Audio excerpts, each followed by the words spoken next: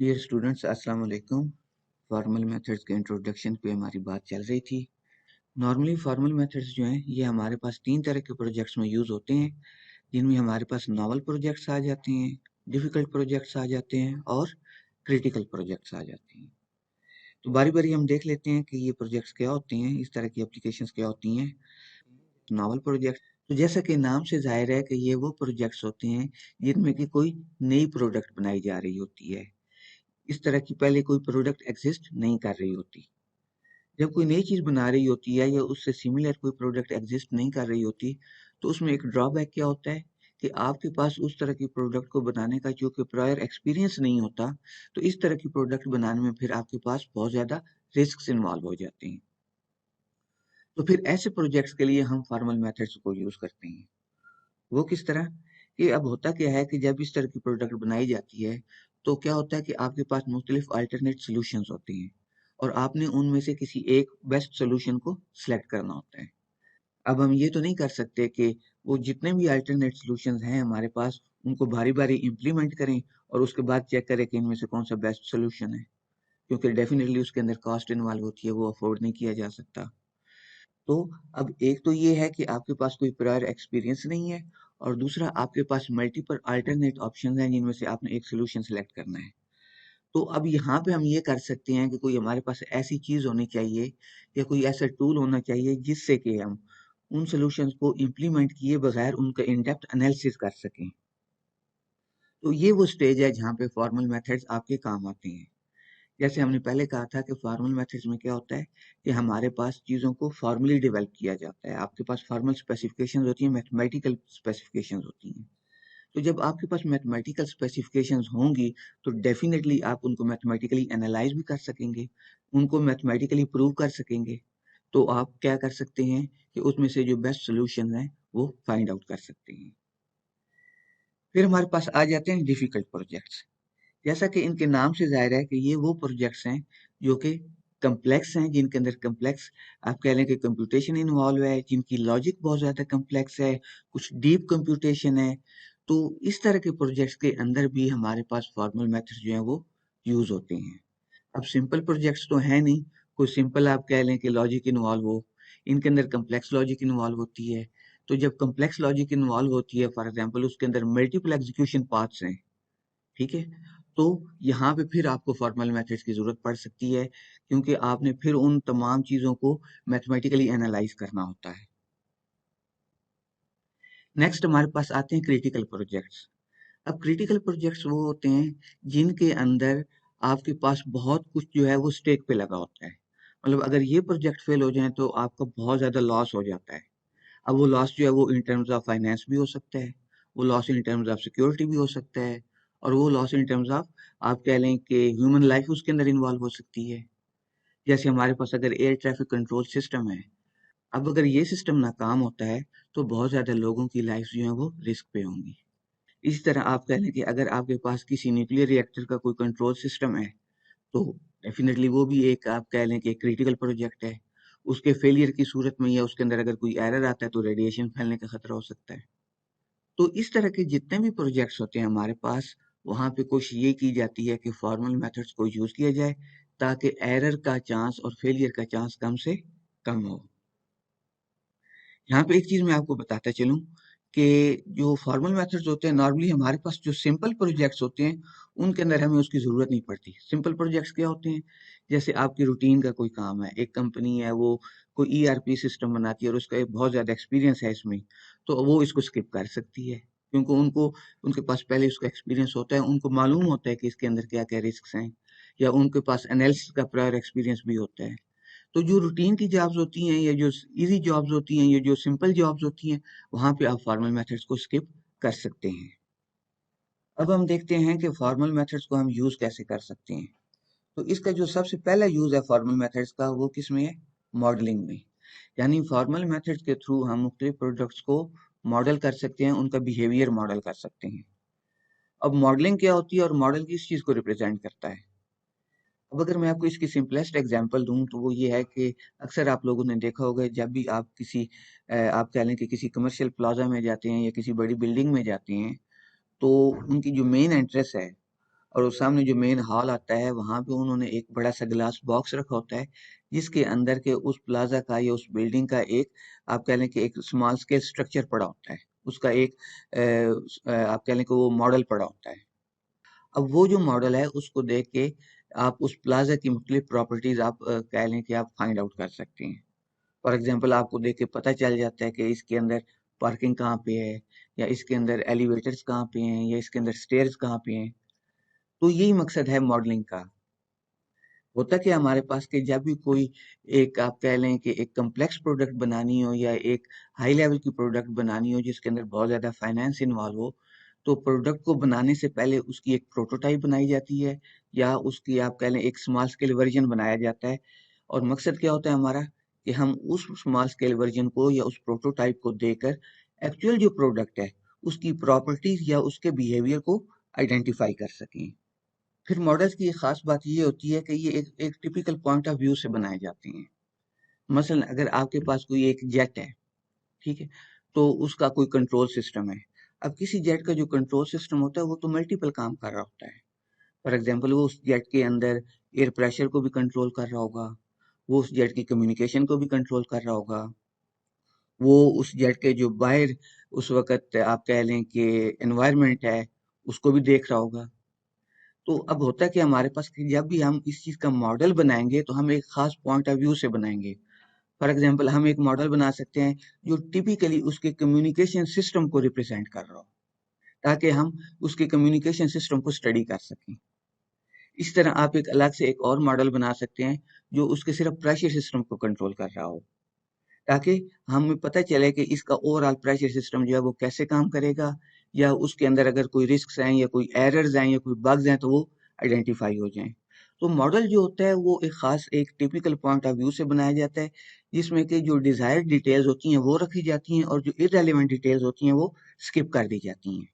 और formal methods को use करते हुए आप इन मॉडल्स को मैथमेटिकली आप कह लें कि स्पेसिफाई कर सकते हैं, बना सकते हैं। और ये जो फॉर्मल मॉडल्स बनेंगे ये हमारे पास फिर क्या हो जाती हैं, ये हमारी फॉर्मल स्पेसिफिकेशंस बन जाती हैं। अब ये हमारे पास एक मॉडल की एग्जांपल है। ये मॉडल हमें बता रहा है कि जो हमारे पास एक प्रोग्रामिंग लैंग्वेज थी पास्कल, आजकल तो शायद वो इतनी ज्यादा ना यूज हो रही हो। पास्कल प्रोग्रामिंग लैंग्वेज के अंदर जो न्यूमेरिक वैल्यूज हैं, जो नंबर्स हैं, उनको कैसे स्टोर किया जाता है, या वो उनको आप कह लें कि पास्कल प्रोग्रामिंग लैंग्वेज के अंदर जो नंबर्स हैं उनका प्रॉपर फॉर्मेट क्या होता है। हम थोड़ी सी इसकी डिटेल देखते हैं। ये हमारे पास कंटेक्स्ट फ्री ग्रामर की फॉर्म में आप कह लें कि स्पेसिफिकेशन दी गई है, या ये उसका model CFG context free grammar की फॉर्म में बनाया गया है। तो इसमें ये तमाम हमारे पास रूल्स हैं, ठीक है। पहले मैं आपको बता दूं कि पास्कल के अंदर नंबर्स जो हैं उनको किस तरीके से स्टोर किया जाता है, या नंबर जो वैलिड वैल्यूज हैं उनके फॉर्मेट्स क्या होते हैं। मसलन जो हमारे पास होल नंबर्स होते हैं जैसे 5 है, या 275 है, या 396 है, तो ये होल नंबर्स जो होते हैं इनको इस तरीके से लिखा जाता है। फिर हमारे पास रियल नंबर्स आ जाते हैं जैसे 3.5 है, तो उसके लिए अब 3.5 को अगर आपने लिखना है तो आप 3 लिखेंगे, फिर उसके बाद एक पॉइंट का सिंबल आएगा और फिर 5 लिखा जाएगा। अच्छा, अब पॉइंट से पहले भी n नंबर ऑफ आप डिजिट्स रख सकते हैं, और पॉइंट के बाद भी n नंबर ऑफ डिजिट्स आप रख सकते हैं, वो वैलिड हैं। फॉर एग्जांपल हम कह सकते हैं कि 273.3965485 अप टू n, ठीक है। और इसी तरह इससे पीछे भी अप टू n आप इसको स्टोर कर सकते हैं। और इसके अलावा हमारे पास एक फॉर्मेट और होता है जिसको हम एक्सपोनेंट फॉर्मेट कहते हैं। फॉर एग्जांपल हम ये कर सकते हैं कि 1.5e3, इसका क्या मतलब होगा, 1.5 इंटू 10⁻³ अगर मैं कहूं कि 6e-3, तो इसका क्या मतलब होगा, 6 इंटू 10⁻³ ठीक है जी। तो ये भी हमारे पास वैलिड फॉर्मेट्स हैं, आप इनको एक्सपोनेंट की फॉर्म में लिख सकते हैं। फिर हमारे पास कुछ इनवैलिड फॉर्मेट्स होते हैं, जैसे अगर आपने 0.5 लिखना है तो आप उसको 0.5 नहीं लिखेंगे, उसके पीछे एक जीरो आपको लाजमी लगाना पड़ेगा। मतलब पास्कल लैंग्वेज के अंदर पॉइंट से कोई डिजिट या कोई आपकी वैल्यू स्टार्ट नहीं हो सकती।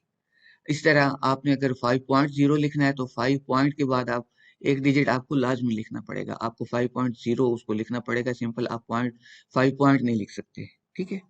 तो अब हम देखते हैं कि ये जितनी हमने फॉर्मेट्स बताए हैं कि ये वैलिड हैं या इनवैलिड हैं, ये हमारे पास CFG जो है ये उसको आप कह लें कि फॉलो करती है या नहीं करती, या ये मॉडल जो है क्या वैलिड वैल्यूज को एक्सेप्ट करता है या नहीं करता है, या इनवैलिड वैल्यूज को रिजेक्ट करता है या नहीं करता। तो इसमें पहला जो हमारे पास प्रोडक्शन रूल है वो क्या है, unsigned number is equal to unsigned integer और अनसाइंड रियल। ये जो वर्टिकल बार आपको नजर आ रही है ये किसको रिप्रेजेंट करती है, और को। इसका मतलब है कि पास्कल लैंग्वेज के अंदर जो भी आपके पास एक अनसाइंड नंबर होगा, या तो वो कोई इंटीजर वैल्यू होगी या फिर वो कोई एक आप कह लें कि रियल नंबर होगा। ठीक है, अब हम देखते हैं कि अनसाइंड इंटीजर क्या चीज है। तो ये प्रोडक्शन रूल हमें अनसाइंड इंटीजर के मुतालिक बताएगा। इससे हमें क्या पता चलता है कि जो अनसाइंड इंटीजर है वो मिनिमम एक डिजिट के ऊपर कंप्राइज कर रहा होता है, उसके अंदर मिनिमम एक डिजिट लाजमी होना चाहिए। और ये जो ब्रेसेस हैं ये किस चीज को शो कर रही हैं, ये जीरो और मैनी ऑकरेंस को, यानी मिनिमम जीरो और मैक्सिमम एज मैनी। देखिए हमने पहले इधर इसमें बता दिया है कि इस डिजिट के थ्रू के मिनिमम एक डिजिट लाजमी होगा। अब एक के बाद या तो कोई डिजिट नहीं होगा या एज मैनी हो सकती हैं। तो फॉर एग्जांपल अगर हमारे पास एक इंटीजर वैल्यू है 5, तो वो इस डिजिट के थ्रू एक्सेप्ट हो जाएगी। अब फॉर एग्जांपल हम कहते हैं कि हमारे पास था 576, अब ये 5 जो है ये तो इस डिजिट के थ्रू एक्सेप्ट हो गया। अब 7 और 6 ये कैसे एक्सेप्ट होंगे, तो ये जो हमारे पास डिजिट है इसकी 2 ऑकरेंस हो जाएंगी, यानी ये क्या बन जाएगा, डिजिट, ठीक है, फिर डिजिट और थर्ड डिजिट। पहला डिजिट जो ये वाला था इसने 5 को एक्सेप्ट कर लिया। जब इस चीज को हमने 2 टाइम्स एग्जीक्यूट किया या इसकी 2 ऑकरेंस की, तो 7 भी एक्सेप्ट हो गया और 6 भी एक्सेप्ट हो गया। इस तरह अगर आपका नंबर जितने डिजिट्स पर कंप्राइज कर रहा होगा, आप उतनी बार यहाँ पे बता देंगे, मतलब उससे एक बार कम, डेफिनेटली पहले जो डिजिट होगा वो तो इस डिजिट के थ्रू एक्सेप्ट हो जाएगा। Let me arrays all this. फिर हम देखते हैं कि हमारे पास जो रियल नंबर्स हैं वो कैसे एक्सेप्ट होते हैं। फॉर एग्जांपल हमारे पास एक रियल वैल्यू थी 5.6, तो प्रोडक्शन रूल हमारा क्या कहता है, जो हमारे पास अनसाइंड रियल होगा उसमें क्या होगा, पहले एक इंटीजर वैल्यू आएगी, और इंटीजर के मुतालिक हम पहले ही बात कर चुके हैं कि वो मिनिमम 1 और maximum as many n digit पर कंप्राइज कर सकता है। मतलब वो उसके अंदर मिनिमम 1 डिजिट होगा और मैक्सिमम एज मैनी जितनी हमारी रिक्वायरमेंट है वो तमाम के तमाम हो सकते हैं। तो रियल वैल्यू के अंदर सबसे पहले हमारे पास एक अनसाइंड इंटीजर होगा, फिर एक पॉइंट का सिंबल होगा, और उसके बाद फिर एक डिजिट होगा, और और फिर पॉइंट के बाद पहला जो डिजिट है उसके बाद एन नंबर ऑफ डिजिट्स हो सकते हैं हमारे पास। फॉर एग्जांपल अगर हमारे पास 5.6 है तो ये कैसे एक्सेप्ट होगा, 5 जो है ये हम ऑलरेडी शो कर चुके हैं कि ये इस प्रोडक्शन के थ्रू हमारे पास एक इंटीजर है, तो यहाँ पे 5 आ जाएगा। ये पॉइंट जो है ये इस पॉइंट को एक्सेप्ट कर लेगा, इस पॉइंट को, और ये जो डिजिट है ये इस 6 को एक्सेप्ट कर लेगा, और इसको हम स्किप कर देंगे। क्यों स्किप करेंगे, क्योंकि हमने बताया है कि ये जो ब्रेसेस के अंदर है इसका मतलब होता है या जीरो ऑकरेंस या एन ऑकरेंसेस। ठीक है, तो जीरो का मतलब अब कोई, चूंकि 6 के आगे और कोई डिजिट नहीं है तो इसकी हम जीरो ऑकरेंस कर देंगे, और ये 6 जो है ये इस पहले वाले डिजिट जो मैंडेटरी है उसके थ्रू एक्सेप्ट हो जाएगा, यानी 5.6 जो हमारे पास वैल्यू है वो एक्सेप्ट हो गई है। अगर 5.6 के बाद और भी डिजिट्स होते, 5.6 7 9 5 होते, तो फिर हम क्या करते, तो 6 जो है ये तो हमने कहा कि ये इस डिजिट के थ्रू एक्सेप्ट हो गया, और 7 9 5 जो है इसकी फिर हम ऑकरेंस 3 कर देते, और तो पहली ऑकरेंस में 7 एक्सेप्ट हो जाता, और दूसरी ऑकरेंस में 9 एक्सेप्ट हो जाता, और तीसरी ऑकरेंस में 5 एक्सेप्ट हो जाता। Let me arrays it. अच्छा, फिर हमने कहा था कि हमारे पास एक्सपोनेंट की फॉर्म में भी नंबर हो सकते हैं, जैसे 1.5 ई 3। इसका क्या मतलब था, 1.5 इंटू 10 रेज टू पावर 3। अब हम देखते हैं कि ये वैल्यू फिर हमारे पास कैसे एक्सेप्ट होती है। तो सबसे पहले हमारे पास 1 है, वो हमारे पास आप कह लें कि ये इस इंटीजर के थ्रू एक्सेप्ट हो गया, इस इंटीजर के थ्रू 1 आ गया। आगे ये पॉइंट का सिंबल है, तो वो ये पॉइंट का सिंबल आ गया। फिर 5 है, तो वो हमारे पास इस मैंडेटरी डिजिट की वजह से एक्सेप्ट हो गया। उसके बाद आगे तो कुछ भी नहीं है, तो इस ये जो हमारे पास ब्रेसेस के अंदर डिजिट लिखा हो इसकी ऑकरेंस हम जीरो कर देंगे। फिर हमारे पास ई का सिंबल है, वो हमने ई का सिंबल ले लिया। नेक्स्ट हमारे पास है स्केल फैक्टर। अब स्केल फैक्टर क्या चीज है, उसकी प्रोडक्शन हमारे पास ये नीचे दी गई है। ये स्केल फैक्टर में क्या होता है, हमारे पास अनसाइंड इंटीजर आता है या उसके साथ साइन होगा और फिर अनसाइंड इंटीजर होगा। तो यहाँ पे हमारे पास सिर्फ एक 3 है, तो वो ये इसके थ्रू एक्सेप्ट हो जाएगा अनसाइंड इंटीजर के थ्रू। मतलब क्या कि इस स्केल फैक्टर को हम इस अनसाइंड इंटीजर के साथ रिप्लेस कर सकते हैं। तो ये हमारे पास 3 एक्सेप्ट हो गया। तो ये जो नंबर था 1.5 एक्सपोनेंट 3, ये भी हमारे पास एक वैलिड, आप कह लें कि वैलिड फॉर्मेट है। अब हम देखते हैं कि क्या 0.5 एक्सेप्ट होता है या नहीं होता है। अकॉर्डिंग टू आर स्पेसिफिकेशन हमने कहा था कि पास्कल के अंदर 0.5 नाम की कोई चीज नहीं है। तो चूंकि अपेरेंटली ये एक रियल नंबर है, तो हम यहाँ से स्टार्ट करते हैं। तो इसकी जो प्रोडक्शन है उसमें पहले हमारे पास एक अनसाइंड इंटीजर आता है जो कि मैंडेटरी है, कोई इसकी ब्रेस नहीं लगी हुई जिससे हम कह सके कि कोई जीरो ऑकरेंस हो सकती है। मतलब एक अनसाइंड इंटीजर लाजमी होना है, और उसमें भी हमने अनसाइंड इंटीजर में कहा था कि उसके अंदर मिनिमम एक डिजिट लाजमी हो सकता है। तो कोई प्रोडक्शन ऐसी नहीं है जो जिसके अंदर पॉइंट से पहले एक इंटीजर ना हो। ठीक है, यहाँ पे आपके पास कोई ना कोई इंटीजर वैल्यू लाजमी होनी चाहिए। तो अब मैक्सिमम हम यही कर सकते हैं कि 0.5 को अगर हमने लिखना हो तो हम उसको 0.5 लिखते हैं। तो जीरो जो है वो इस के थ्रू एक्सेप्ट हो जाएगा, फिर पॉइंट आ जाएगा और ये 5 और इसकी ऑकरेंस 0 हो जाएगी। ठीक है, इस तरह अगर हम कहें कि 5 पॉइंट को हम एक्सेप्ट करवा लें तो हम देखते हैं वो एक्सेप्ट होता है या नहीं होता। तो 5 जो है वो हमारे पास ये इंटीजर आ गया, पॉइंट जो है ये वाला, ठीक है, वो इस पॉइंट के थ्रू एक्सेप्ट हो गया। और उसके बाद देखिए हमारे पास एक मैंडेटरी डिजिट है, जबकि यहाँ पे कोई मैंडेटरी डिजिट हमारे पास अभी तक नहीं है। तो इसका मतलब है कि 5 पॉइंट भी नहीं एक्सेप्ट होगा। अगर आपने 5 पॉइंट को एक्सेप्ट करवाना है तो आपको 5.0 लाजमी लिखना पड़ेगा। तो ये हमारे पास एक मॉडल की एग्जांपल है जो कि किसी भी, आप कह लें कि प्रोडक्ट जो है उसके बिहेवियर को शो कर रही है। तो यहाँ से अगेन आपको अंदाजा हो जाएगा कि फॉर्मलिज्म हमारे पास कितनी जरूरी है।